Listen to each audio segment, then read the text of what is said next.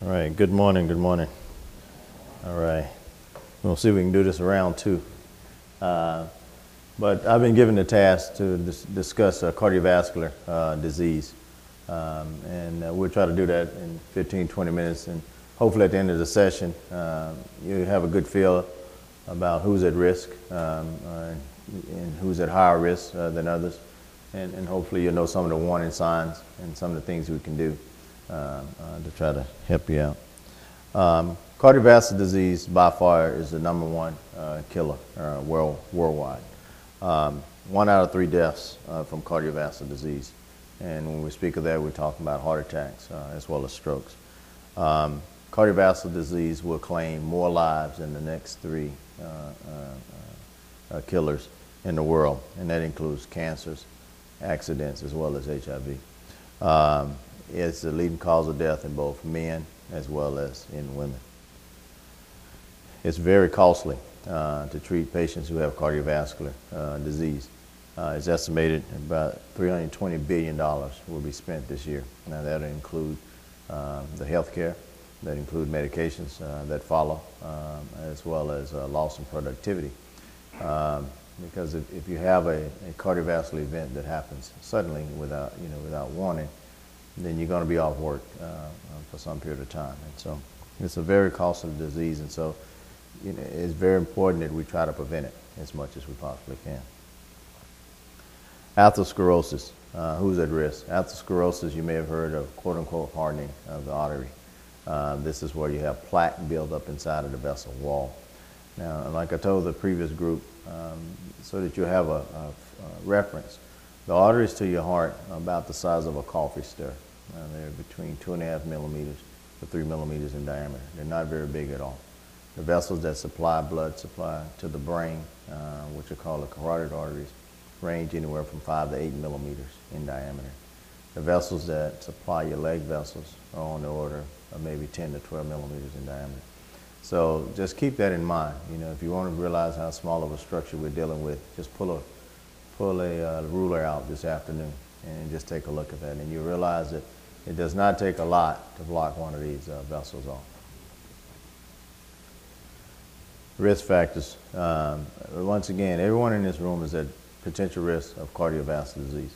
Some of us are at a higher risk than others. And we're going to go over some of the big risk factors that we talk about. High blood pressure or hypertension. 1 out of 3 people in this room are affected by high blood pressure. Okay, so this is a big problem.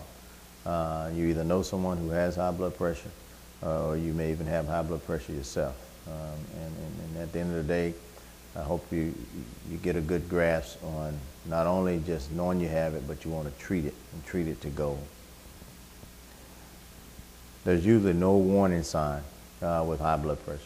The majority of people that I see that make an initial diagnosis will tell you, Doc, I feel good. I'm surprised my blood pressure is 160 over 110. That's very important, because when blood pressure starts to make you feel bad, then it's too late, because then it's going to present in some form of cardiovascular disease, whether that's stroke, whether that's heart attack, whether that's a heart failure, whether that's what we call peripheral arterial disease, etc. And these are all things that we're trying to prevent. When we talk about high blood pressure, how do you define if you have high blood pressure? High blood pressure is defined by the top number, which is called the systolic pressure. If that number is consistently above 140, then you have a diagnosis of hypertension. If your bottom number or your diastolic blood pressure is consistently above 90, then you have a diagnosis of hypertension. Now, we're not going to diagnose you, for the most part, we're not going to diagnose you with high blood pressure on one reading. Usually it's over 2 to 3 readings that will make a decision whether you have high blood pressure or not. Okay? And one thing that I encourage, and I'll keep emphasizing that throughout the talk, if you have a diagnosis and you know you have it and you know you're on medication, do your very best to take your medications on a regular basis, because it does you no good to have a diagnosis and be on medication, but we're not treating you to goal. Now, in addition to medication, obviously dietary restraints as well as exercise is very important to help control with high blood pressure. Another big risk factor is high cholesterol. 1 out of 6 people, adults, will have some form of high cholesterol. So it's another big problem.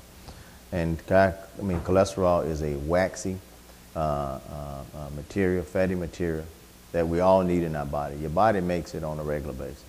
And the thing that we have a problem with is what we take in on a regular basis.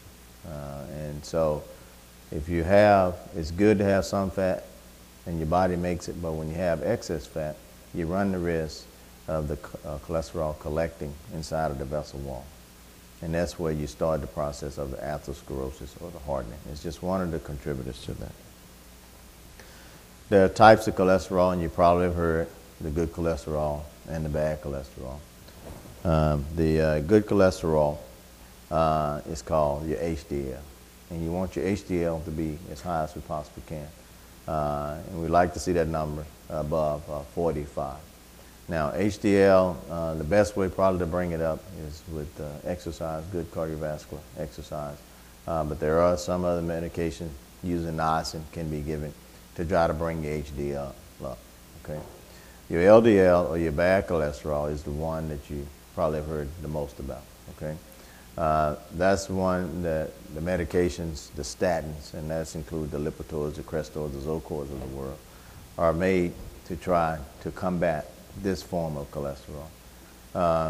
Because this is by far the form of cholesterol that collects in the vessel wall. So we know if we can treat that cholesterol and keep it very low, then we decrease the likelihood of it developing or contributing to plaque buildup in your vessel wall. And we treat the LDL to go depending on whether you have documented vascular problems or based on your risk factors to develop vascular problems. And you just have to work with your healthcare provider to know where you are along the spectrum of disease. But once again, if you have it, treat it aggressively. Diabetes. Diabetes is another big contributor to cardiovascular disease. Diabetes occurs either your body does not make enough insulin or your body quit responding to the normal insulin levels. The majority of people have what we call type 2 diabetes, where their body still makes some form of insulin, but they just do not respond to it as well as it should. And so what happens if you don't have enough insulin around, that increase your blood concentration of sugar. And that blood concentration of sugar can contribute to developing vascular disease. 3 out of 4 people who have diabetes would die from some form of cardiovascular disease. Okay, whether that's a stroke, whether that's a heart attack, or whether that's peripheral arterial disease. That's why, if you have diabetes, it's very important that you follow with your primary physician, and you probably should be seen by a cardiovascular specialist fairly early on, because you can see this is a big problem. And if we can be aggressive with controlling your risk factors on the front end, you'll benefit on the back end. Smoking. Smoking is probably the one modifiable risk factor that you have. It's estimated in 2007 that approximately 44 million people in the U.S. were smokers. That's very costly. And we're just talking about the cardiovascular effects. We're not talking about the other potential deleterious effects of smoking. If you smoke, you're going to be 2 to 4 times greater risk of developing cardiovascular disease as compared to someone who does not smoke. I tell patients all the time that smoking is just like adding fuel to the fire. Okay, so you take all the big risk factors, high blood pressure, high cholesterol, diabetes, and you smoke, then you just really putting yourself at extremely high risk of developing cardiovascular disease. Family history is very, very important risk factor. Okay, if you've had family members, especially males less than age 55, who've had some form of cardiovascular disease, whether that's stroke, whether that's heart attack, whether that's peripheral arterial disease, if they've had amputations, etc., then that's a big risk factor, and you need to know that. So it's very, very important that you talk with your family on a regular basis. Females, if you know any females in the family with the same problem, less than age 65, that's very important. because you need to share that not only with your generation but the next generation to follow, to know that they need to be very aggressive with controlling their risk factors to develop cardiovascular disease.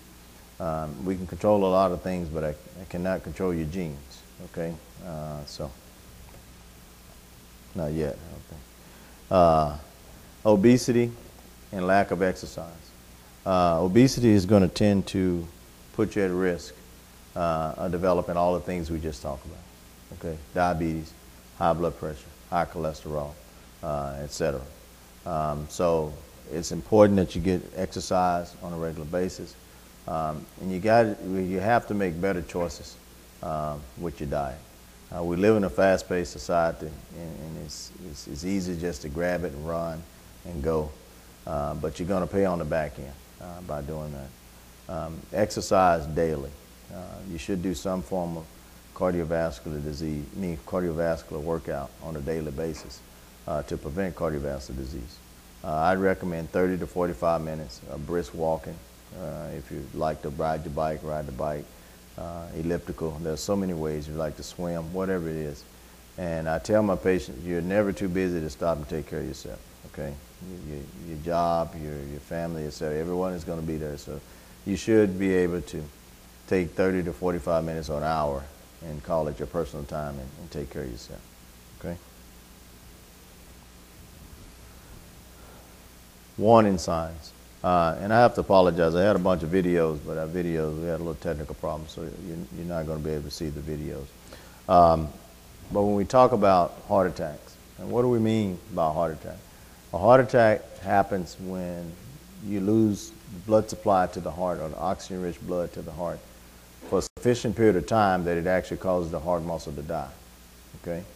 And so there are certain tissues in the body, once the tissue dies or is damaged, it's permanent, and you can't reverse that. And the heart is one of them. And that's why we fight so aggressively to try to prevent you from having the initial cardiac event. I hear a lot of people say, well, they're a small heart attack, they're medium size, they're large size. Well, I don't want any size, okay? And I don't want you to have any size, because once you damage that heart muscle, then you're going to start to affect how well the heart muscle functions. And when you start affecting how well the heart muscle functions, that determines your long-term prognosis, okay? So that's what we mean by a heart attack. Now, warning signs. Now, sometimes before you even get to the point of having a heart attack, we find that a lot of people ignore what we call angina or angina. You may have heard of that. You've heard of people putting a little nitroglycerin tablet under their tongue, okay? Don't ignore that, okay? And usually what happens, we look for a pattern. And you get a certain symptom, whether that's chest discomfort, shortness of breath, fatigue doing routine activity, that happens when you exert yourself. You stop and you rest, and all the symptoms go away. You exert yourself again to that level, and all your symptoms come back. That's a warning sign, okay? I hear a lot of people say, well, man, I gained 10 pounds last year, or I've been, lazy, and you can find a lot of reasons, but don't ignore that, because your body is really trying to help you out and give you a heads up that there's a problem, okay? And especially if you have risk factors, the ones we just talked about. If you have diabetes, high blood pressure, cholesterol, family history, smoking, etc., there's no reason not to go have yourself evaluated to make sure that that's not what you're dealing with. If the answer is no, great. But if the answer is yes, then you probably have helped yourself out tremendously. Now, if you get to have to the point that you're actually having a heart attack, okay, usually this is a sudden onset of symptoms, okay? Now, you don't always have to have chest discomfort as your warning sign, okay? You can have shortness of breath that happens suddenly. You can have choking. You can have jaw pain. There are a lot of different ways that the heart can present itself, okay? But usually the story is always the same. I was sitting watching TV, or I was driving, or I was doing this, and this happened suddenly. If that happens to you, then you need to activate 911, okay? But the take-home point is that heart disease come and present in so many different ways. Don't just look for one set pattern. I often have patients who come in and say, well, I had chest pain, but I didn't have the left arm pain, so I didn't think it was a heart attack. Okay. Well, I want to make sure you understand that not everyone has left arm pain. You can have right arm pain, or you can have both pain. Okay, I mean both arms hurt. Okay, so don't try to look for this classic pattern. Okay, but if you have a certain onset of symptoms, that's a problem.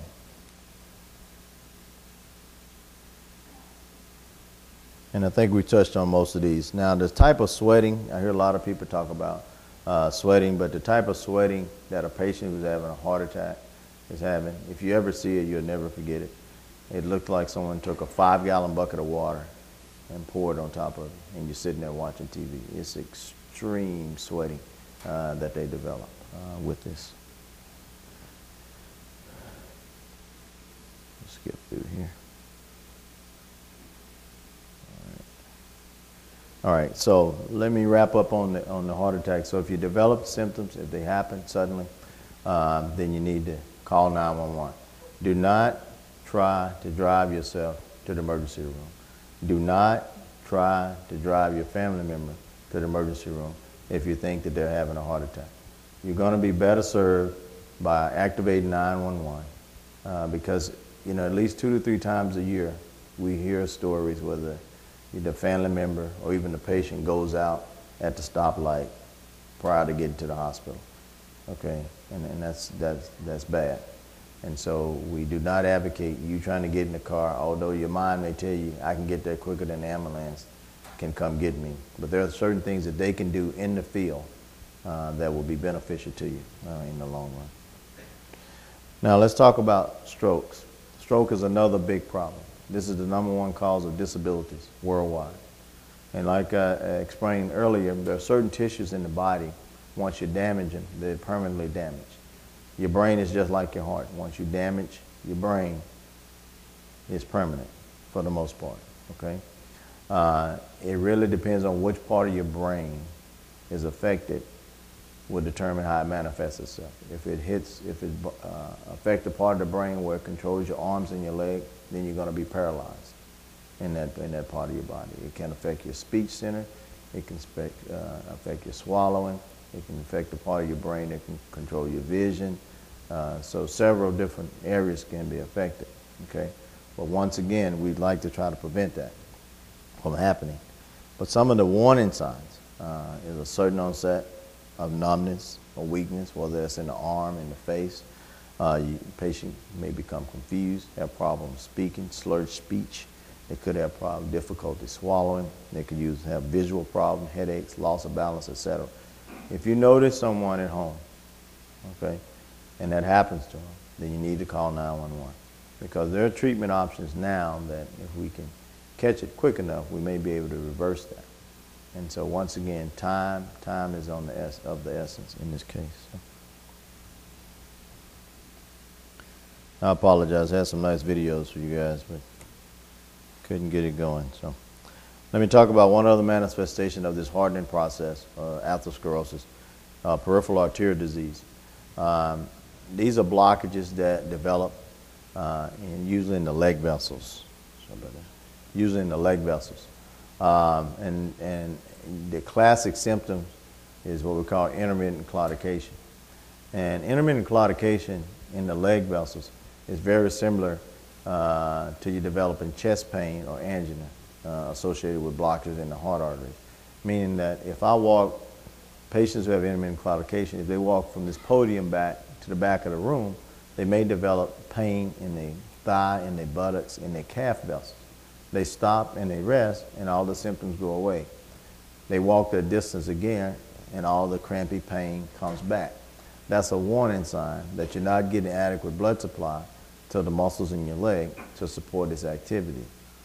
And that's one of the signs of intermittent claudications and peripheral arterial disease.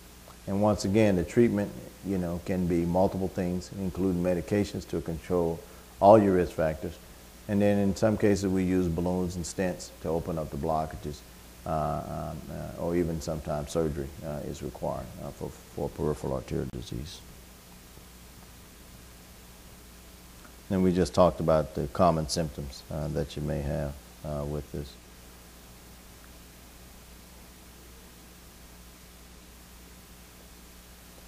Now, when you talk about diagnostic testing, it's so easy now to make diagnosis of cardiovascular disease. I can give you a good assessment most of the time just with doing office tests without having to do anything invasive. Everyone in this room either have had an EKG or need to have an EKG. And what that is, that's a baseline reading of how the conduction system of the heart works. There are some patients who can sit at home and they can actually have a heart attack and survive it sitting at home. That's a rare person, but an EKG can, and we do see that on occasion, where it shows that the patients had a heart attack and they had no idea that they had it. So a baseline EKG takes you 10 seconds to do. Everybody should have one of those in their medical records. An echocardiogram, or an ultrasound test of the heart, tells us how well the heart muscle functions. It also allows us to look at all the little doors inside of the heart, which we call the heart valves, and see how well the heart valves functioning. Now, the heart muscle, you may have heard of people who have had congestive heart failure or cardiomyopathy or weakened heart muscle, which is a big problem, and we're starting to see that more and more often. But the echocardiogram is the baseline test, which usually takes about 10 minutes, 15 minutes max, but can give us a whole lot of information about how well your cardiovascular system is. Stress testing, I know a lot of patients who hate to hear the word stress testing, but you know, stress tests can tell us about the blood supply to your heart. There are a lot of different ways to do stress tests. If you can walk the treadmill, we can put you on the treadmill, and sometimes we combine with the treadmill, we use imaging studies. Most of the time it's nuclear. We can use an echo as well for imaging. But for those who cannot walk, we have medications that we can inject into the veins that can take the place of walking on the treadmill, and we call those pharmacological stress tests. So there are a lot of different ways we can get it done. So there's very few people that we cannot do a stress test on. Carotid ultrasound. The carotid vessels are the big vessels, as I mentioned earlier, that supplies blood to the brain. If you have a blockage or narrowing inside of those vessels, that's what puts you at risk of stroke. And so the carotid ultrasound, which takes about 10 minutes, is similar to the echo, but the only difference, we visualize the vessels that go up to the neck and look for any blockages or narrowing inside those vessels. Ankle brachial indices, or ABI, is the way we look for to have any evidence of blockage in the vessels in the lower extremities. And we compare the pressures inside of the arm as compared to the pressure at the ankle. Under normal circumstances, your ankle pressure should be higher than your arm pressure. If we find the reverse, then we get real concerned that you have blockages in the vessels that supply. The leg is blood supply. And that's a non-invasive test. It takes about 10 minutes to do. Obviously, laboratory tests are very important. Okay, we can make a diagnosis of high cholesterol. We can make a diagnosis of diabetes, kidney problems, etc., just by doing simple lab tests. And I'm pretty sure most of you in this room probably have had some baseline laboratory tests at some point. So, all right, as we come to a close, one thing I want to emphasize is that know your numbers. So we talked about all the big risk factors: high blood pressure, high cholesterol, diabetes, smoking, obesity, etc. But there are certain things that you should know on a regular basis. And I encourage my patients to create a chart at home so that they can keep up with their blood sugars and know what the blood sugars are on a regular basis. Also, there's a test that your doctor probably will do 2 to 3 times a year called a hemoglobin A1C. And you need to know what that number is on a regular basis. And the number should be less than 6.5. And it really tells you how well your blood sugars are controlled over a long period of time. Know your blood pressure, okay? It's one thing to have high blood pressure, but treating it to goal is very important, okay? High blood pressure, normal blood pressure is 120/80. When we talk about treatment of high blood pressure, probably only a third of the people who know they have blood pressure problems actually know it. And out of that third, only about 40% are treated to goal, okay? So that means we have a lot of work to do in order to get your blood pressure under good control. And that can be done by multiple different things. Like I said, medication is a plus, dietary restraints, and exercise is very important. But one thing for sure, when you go to the doctor, every time someone takes your blood pressure, you ought to ask them what it is. Don't take the answer, oh, it's okay. Oh, it's okay. Okay, it's very important that you write those numbers down and know what the numbers are. Cholesterol, they probably will be checked once or twice a year. I would know what those numbers are on a regular basis. When it comes to smoking, one word, stop. Okay, there's nothing else to be said about that. You just have to give it up because that is the most modifiable risk factor that anyone in this room may have. Exercise is a must. Like I said, you got to find that hour every day for yourself, and you want to do 5 to 7 days a week. But I'll take 6. Jesus took 1 day off. So always keep your appointments with your healthcare providers, especially if you have any of these big risk factors for cardiovascular disease. Okay, remember that you're chasing the #1 killer, and that's what we're trying to prevent. I don't want to catch you on the back end. We want to try to prevent it from happening to you on the front end. Strive every day to modify your diet. Okay, I know it's football season. I know it's tailgating is about to start, but watch what you eat. Okay, make good choices and on a daily basis. And if you have any warning sign that you're having a heart attack or if you're having a stroke, call 911.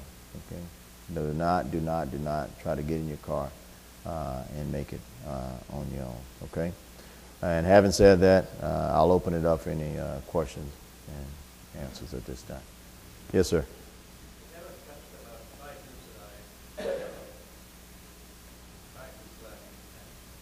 Yeah, triglyceride is another portion of the cholesterol panel that we see. It is an independent risk factor for vascular disease. But I guess the two big ones are if you have an extremely low HDL, it's thought to put you at increased risk of having vascular disease, or if you have an extremely high LDL. And I guess there are rare patients who have just a primary triglyceride problem. We don't see a lot of those, and most of the medications that we use to treat your LDL will affect your triglycerides as well. So, but yeah, it is an independent risk factor for vascular disease. Yes, sir.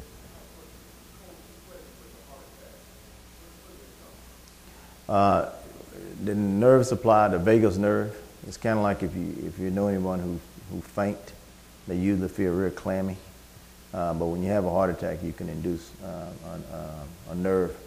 a vagus nerve response that can lead to the sweating that you see in the heart attack patient.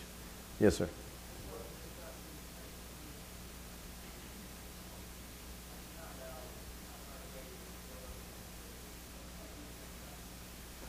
Well, I mean, I think when you talk about a slow heart rate, it depends on your activity level. I mean, if you're a runner, long distance runner, that's going to tend to give you a low resting heart rate. Even if you're sitting, when you say low, we don't get alarmed. I mean, you look fairly young. If your resting heart rate is less than 35, then that's a problem, okay? But if your resting heart rate is in the 50s, but when you get up and walk around and go up into the 80s, I don't get alarmed by that, especially if you have no symptoms associated with it. So that number of low heart rate, it really depends on a lot of different factors on how to treat that. If you have continuous slowing or inappropriate slowing of the heart rate, those are patients who end up with pacemakers eventually. But there are a lot of things that come into play to decide, whether to treat someone with a slow heart rate. Now, to answer your question, what can you do to make your heart rate go up? Not much, unless you want to become extremely lazy and make your body have to respond differently. Because if you're deconditioned, then your resting heart rate will tend to creep back up because your body is not, your heart muscle is not as effective when you're deconditioned like that. So, yes, sir. Oh, no, I got two questions. Go ahead. What he's talking about is talking about the in-laws causing one Okay. When you have an enlarged heart, that can mean two things. One, the heart muscle can be thickened, okay? And most of the time we see that in patients who have high blood pressure over a long period of time when it's not been adequately controlled. And just like if you go to the gym and lift weights, your heart, your arm muscles will get bigger over time. Well, if your heart fights against a high resistance, or i.e. high blood pressure over a long period of time, that tends to make the heart muscle get thickened. That could be a meaning of an enlarged heart. Some people have a dilated heart, where the heart actually takes on the shape more like a ball or a basketball. That is what we call a cardiomyopathy, and that can come from a number of different things. That can be related to high blood pressure. And we see that in patients who've had heart attacks. We see that in patients who can have viral infections that can affect the heart. So a lot of different things can cause an enlarged heart, and I'm not for sure where you are, if you know what it means. So it means different things to different people. So a thickened heart or even a dilated heart are considered both enlarged hearts. So. Did that answer your question? Okay, all right. Yes, sir.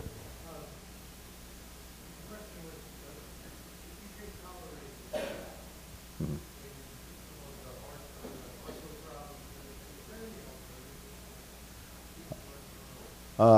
Obviously there are the dietary things and then the exercise, but if you have a true LDL problem, the statins obviously are the best, but there are other medications like Zetia can be used, medication called Welchol can be used, and other things, but I'll be honest, when you get to that point where you can't tolerate any of the statins, it's kind of a hard patient to treat, to be honest with you. So, yes, sir.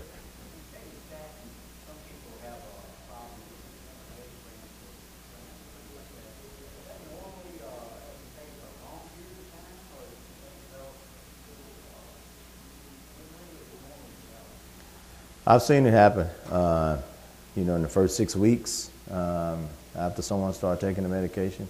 I've seen it happen later.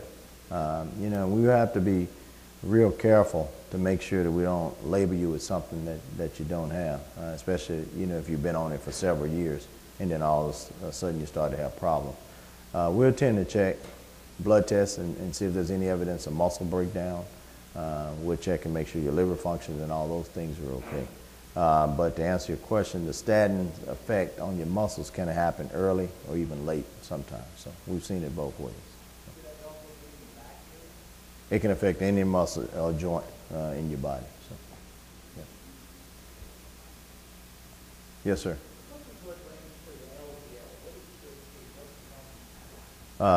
If you have documented vascular problems, so if you've had a stroke or if you've had a heart attack, your LDL should be 70 or less.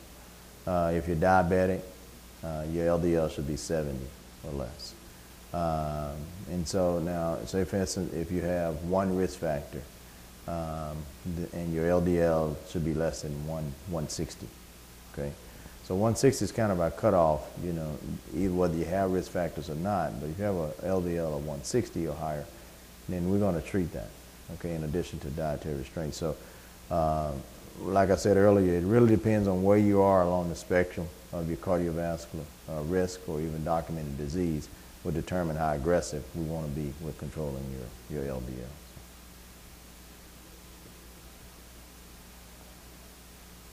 Any other questions? Yes, sir. The hemoglobin A1C, or glycosylated hemoglobin, tells you how well your blood sugars are controlled. The further that number gets away from 6.5, the worse the control of your blood sugars. Okay, and it actually is a good test because some people were real good at knowing when they take their insulin before they show up to the doctor, and when you check their blood sugar, it was perfect. You're like, yay, you get an A.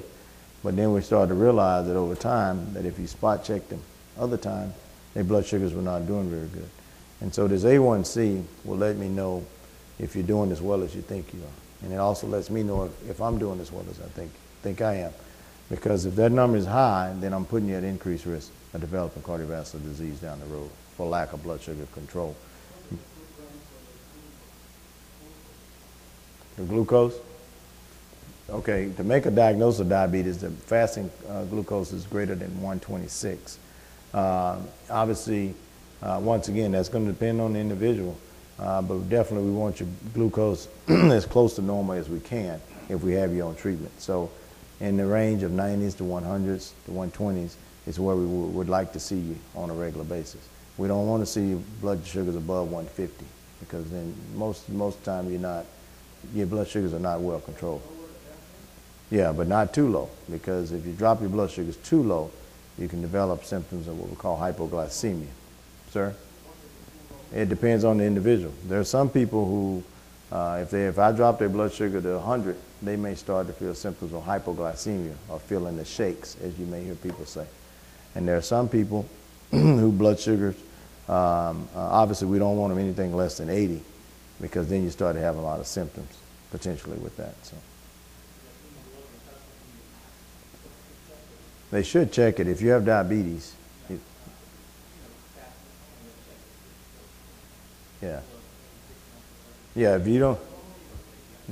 Yeah, no, they would only check it if you have diabetes. Yeah, if you're not diabetic, they shouldn't check that. No, no, no. Yes, ma'am.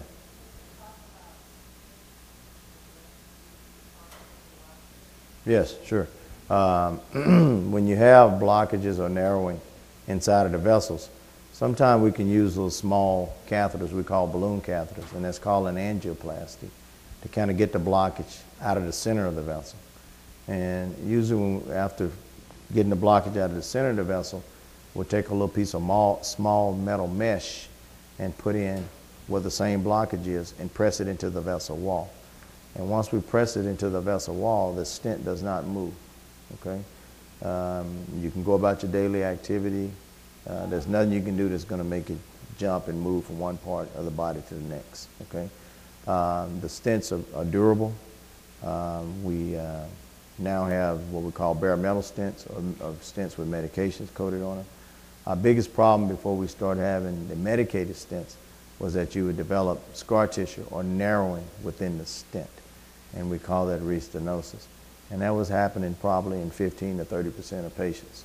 But now with the newer stents that have been out over the last maybe 5 to 7 years, that's around 3 to 5% chance of having that happen to you. So, but yeah, we put a lot of stents in, both in the setting of heart attacks, as well as there's some people who have a positive stress test. We do an angiogram, we find that they have blockages or narrowing that need to be worked on. Now, when you talk about what's a significant blockage, because this question comes up a lot, it has to be a 70% or more narrowing inside of one of your main vessels before we would work on it, okay? We're not going to put a stent in a 10, 20, 30, 40% blockage. We have no data that helps you. So. Yes, sir. The heart attack, the underlying disease process is the same. The plaque buildup or the hardening or the atherosclerosis. But obviously the heart attack is where the heart muscle dies because of lack of blood supply. And the stroke is where the brain tissue dies because of lack of blood supply to the heart. Yes, sir.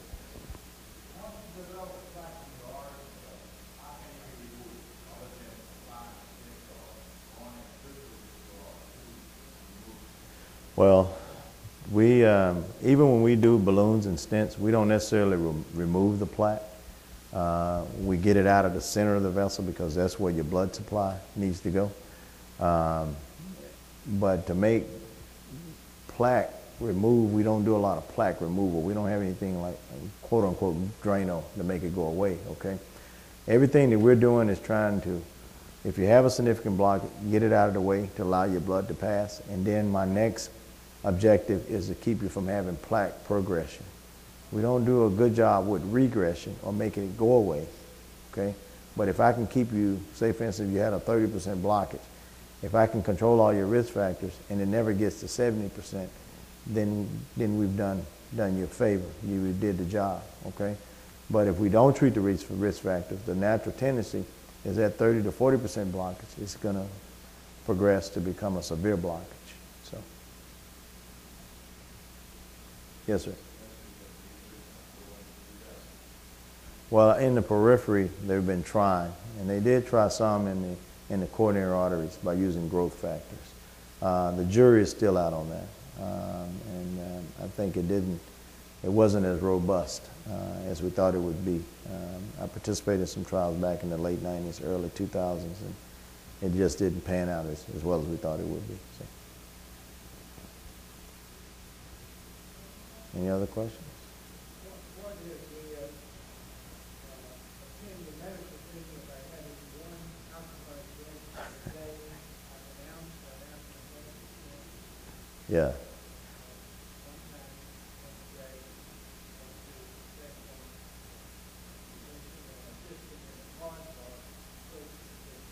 Well, I mean, obviously there's a lot of studies that's been done with red wine, grape juice, etc. And that's really probably the most data that we have, and that's from across seas, where it looked like, you know, with them drinking a glass of wine, and then, like I said, the red wine is thought to be better, that they had lower incidence of cardiovascular events. Now, I tell my patients, you want to have a glass of wine, have a glass of wine. Don't drink it by the bottle or the case, okay? You got to be real careful, because I mean, alcohol can have other effects, obviously, on your body as well, and even on the heart. Yeah, it may help you with the plaque buildup process, but alcohol over a long period of time can affect the heart muscle itself too. So we have to be real careful. But if you want to have a glass of wine, I have no problem with that. Red wine. No. No. No, I don't think there's any. There's no data on a highball or shot or anything like that. There's just no data on that. No, there's no data on any other alcoholic beverages. Yeah, no. I mean, like I said, we do see patients who do drink alcohol on a regular basis, and you can make your heart muscle become. You talked about the enlarged heart. You can make the heart muscle become enlarged and weaken, and so that's why we have to be very, very careful when we talk about, you know, recommendations of alcohol. But like I said, there's some data on the red wine, but there's not any data on any other alcohol out there, to my knowledge. Well, it's thought to be the antioxidant effects. Yeah, so it's great. Yeah, right. But even that is, you know, the data is kind of iffy on that as well. So.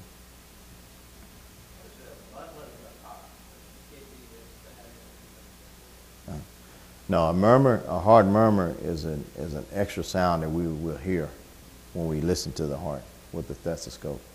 Hard murmurs can be benign. I mean, there are a lot of kids who have murmurs, and it absolutely means nothing. In some patients, murmurs can be pathologic, meaning that it's a warning sign that the little doors or the valves in the heart are not working like they should. Either they're not opening like they should, or they're not closing like they should. Okay. But if you have your doctor should be able to tell the difference between something that's benign versus something that sounds like it's going to give you a problem. And then that's where the echocardiogram or the ultrasound test of your heart can be beneficial to you. So. Yes, sir.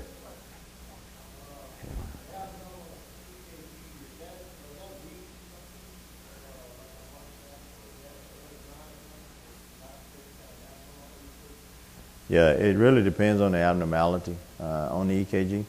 But usually if you have an abnormal EKG, you can have, let me back up just a sec.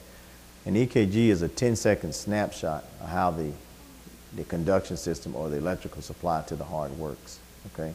So sometime an abnormal EKG could show that the conduction system is slowing down, okay? I.e. you could have a very slow heart rate, or you could have, it look like where the heart rhythm is taking a shortcut, so to speak. And then there are some people, you can look at the EKG and it shows evidence of an old heart attack. And so most of the time you have an abnormal EKG, is usually the doorway to prompt further testing to be done. The stress test, the echocardiogram, etc., to look to see is there any structural problem with the heart that's causing the abnormality on the EKG. So. Yeah. All right. Thank you.